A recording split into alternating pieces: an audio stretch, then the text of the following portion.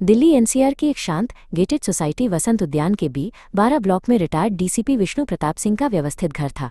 घर कम और नियमों का एक किला ज्यादा लगता था, जहां दीवारों पर नियम टंगे थे और जीवन घड़ी की सुई के साथ चलता था। हर चीज अपनी जगह पर, हर काम अपने समय पर। इसी किले में रहती थी उनकी बेटी रिया। वो पढ़ती लिखती, संवेदनशील थी और इस अनुशासित दुनिया में अपनी आत्मनिर्भरता का एक छोटा सा कोना बनाने की कोशिश कर रही थी। लेकिन उसके दिल में नियमों से परे एक नाम धड़कता था, आरव महाजन। आरव एक उभरता हुआ थिएटर लेखक और पार्ट टाइम गिग वर्कर था, जो कहानियों और असलियत के बीच एक पुल बनाना चाहता था। हर सुबह की तरह प्रार्थना के बाद विष्णु प्रताप अपने अखबार और चश्मे के साथ बरामदे में बैठ गए।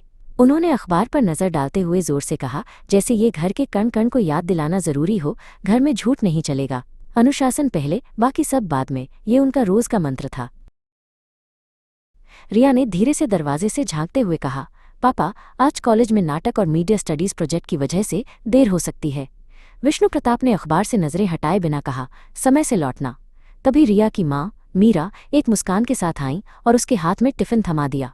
उनकी मुस्कान उस कठोरता के बीच घर के तापमान को हमेशा मानवीय बनाए रखती थी। यूनिवर्सिटी कैंपस के बाहर गुलमोहर की छांव तले आरव अपना स्कूटर पार्क करके रिया का इंतजार कर रहा था।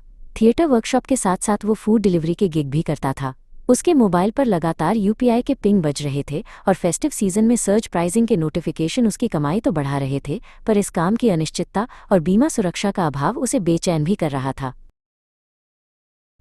रिया ने आते ही कहा, पापा से सीधे बात करना बहुत मुश्किल है आरव। उनके लिए भरोसा किसी भी सबूत से बड़ा है। आरव ने उसका हाथ थामते हुए सुझाव दिया, तो हम सामने से नहीं, भीतर से भरोसा कमाएंगे। मैं किराएदार बनकर तुम्हारे घर में जगह बनाऊंगा और फिर अपने कर्म से उनका विश्वास जीतूंगा। रिया हिचकिचाई, लेकिन ये तो झूठ होगा। आरव ने समझाया, ये झूठ नहीं, बस देर से बोला गया सच होगा। अगले दिन सोसाइटी के गेट पर आधार कार्ड से एंट्री के बाद आरव B12 के दरवाजे पर खड़ा था। उसने अपना परिचय दिया, नमस्ते आंटी, मैं आर्यन मल्होत्रा। किराए के कमरे के लिए बात करनी थी। मीरा ने दरवाज़ा खोला और मुस्कुराकर कहा, आइए बेटा, अंदर आइए। उन्होंने उसे पानी और चाय दी। विष्णु प्रताप ने उसे ऊपर से नीचे तक देखा और सीधे सवालों की बौछार कर दी।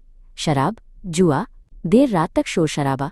आरव ने शांति से कहा, जी नहीं अंकल। फिर सबसे कठिन सवाल आया, और झूठ? आरव ने एक पल रुककर मुस्कुराते हुए कहा, बस यही कोशिश रहती है कि सच बोलने में कभी देर न हो। इस जवाब ने उसे 15 दिन का अस्थायी ठहराव दिला दिया।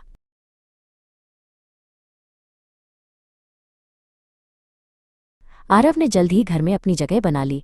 वो सुबह सुबह पार्क के ओपन एयर जिम में बुजुर्गों के साथ स्ट्रेचिंग करता और घर आकर मीरा के साथ सब्जी कटाई में मदद करता। मीरा कहती, अरे बेटा, तुम क्यों तकलीफ कर रहे हो? तो वो मुस्कुराकर कहता, तकलीफ कैसी आंटी जी, बस आपकी थोड़ी मदद कर रहा हूं।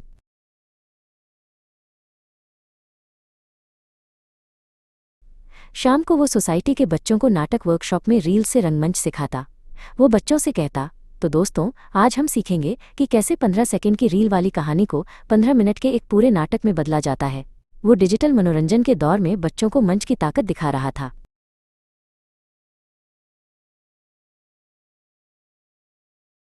एक रात मीरा को हल्का अस्थमा अटैक आया। आरव तुरंत दौड़ा, उसने नेबुलाइजर सेट किया और दवा की सही डोज संभाली। विष्णु प्रताप दरवाजे पर खड़े ये सब देख रहे थे। पहली बार उनका स्वर नरम हुआ, मेहमान की बीमारी घर का धर्म बन जाती है। उस रात मीरा ने उसे बेटा कहकर खाना परोसा और घर का तापमान बदल गया।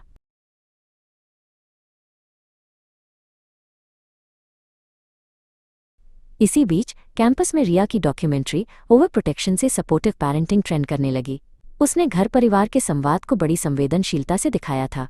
सोशल मीडिया पर बहस छिड़ गई कि अनुशासन और बच्चों की आज़ादी के बीच संतुलन कैसे बने। रिया की रिसर्च ने अनजाने में ही अपने पापा की कठोर छवि के पार संवाद का एक नया दरवाज़ा खोल दिया था।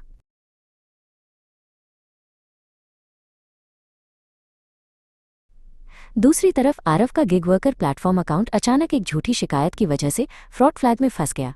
उसे पेमेंट ऑन होल्ड का मेल आया, जो गिग वर्क की असुरक्षा का नग्न सच था। उसने हिम्मत नहीं हारी और फेस्टिव सीजन की कमाई बचाने के लिए पास के एक फूड स्टॉल पर रात में अतिरिक्त काम पकड़ लिया।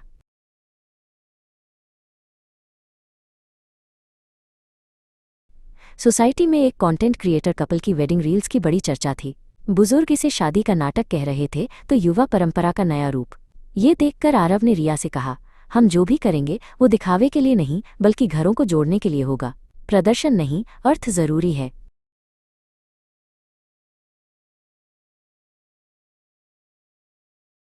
आरव का आर्यन वाला मुखौटा अब उसे भारी लगने लगा था। झूठ की हर परत सच बोलने के रास्ते में एक नई दीवार खड़ी कर रही थी। सोसाइटी के भरोसेमंद केयरटेकर गुलशन ने एक दिन उसे चेताया, बाबू, एक बात कहूं, झूठ की उम्र छोटी होती है पर उसका असर बहुत लंबा होता है। आरव समझ गया कि सच कहने की घड़ी अब दूर नहीं।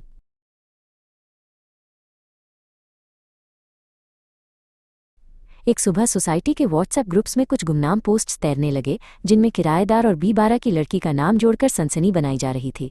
विष्णु प्रताप ने फोन आरव के सामने करते हुए कड़ी नजर से पूछा, ये सब क्या है? कौन हो तुम और मेरी बेटी से तुम्हारा क्या रिश्ता है?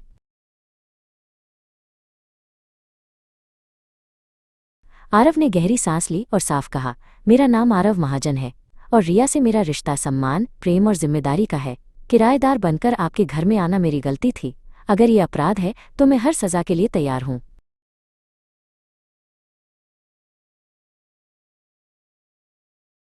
रिया ने आंसू रोकते हुए कहा, पापा, इसमें आरव की अकेली गलती नहीं है। आपके डर ने मुझे भी चुप रखा। अगर कोई दंड है तो वो मुझे भी मिलना चाहिए। इससे पहले कि विष्णु प्रताप कुछ कहते, मीरा दोनों के बीच आकर खड़ी हो गई और बोली, सजा देने से पहले पूरी बात समझना जरूरी है और समझ के बाद ही कोई निर्णय लेना चाहिए।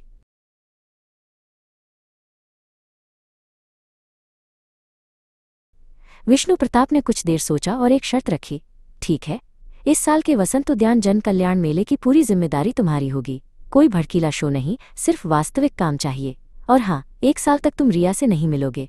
अपनी नौकरी, सुरक्षा और परिवार की जिम्मेदारी साबित करो, तब आगे बात होगी।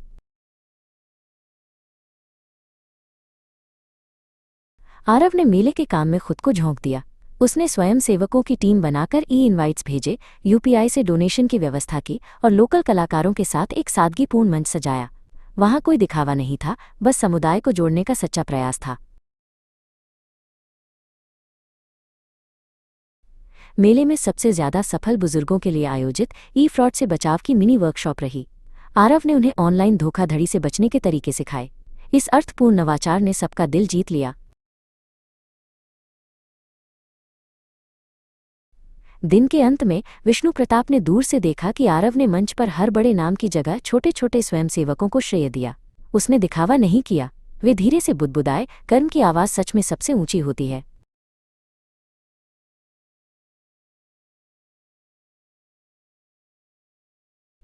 1 साल बीत गया।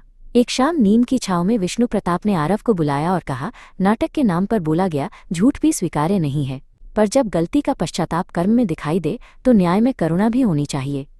फिर उन्होंने पूछा, अब तुम आर्यन तो नहीं हो ना? आरव ने कहा, नहीं अंकल, अब मैं बस आरव हूं जो सच बोलना सीख गया है। मीरा ने रिया का हाथ आरव के हाथ में रख दिया। उनकी शादी सादी और सार्थक थी। डिजिटल इनवाइट्स थे पर दिखावा नहीं। इको फ्रेंडली सज्जा, परिवार के गाए गीत और दूर बैठे बुजुर्गों के लिए लाइव स्ट्रीम की व्यवस्था थी। सबसे आगे परिवारों का परस्पर सम्मान खड़ा था।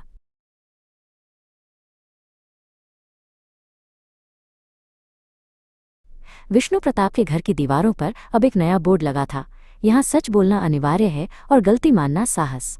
मीरा रसोई से मुस्कुराकर देख रही थी, जबकि रिया और आरव सामुदायिक रंगमंच के अगले नाटक की स्क्रिप्ट पर झुके हुए थे। बाहर नीम की शाख पर बैठा एक कौवा चुपचाप आसमान में उड़ गया, जैसे कोई पुरानी कहावत अपना काम पूरा करके विलीन हो गई हो।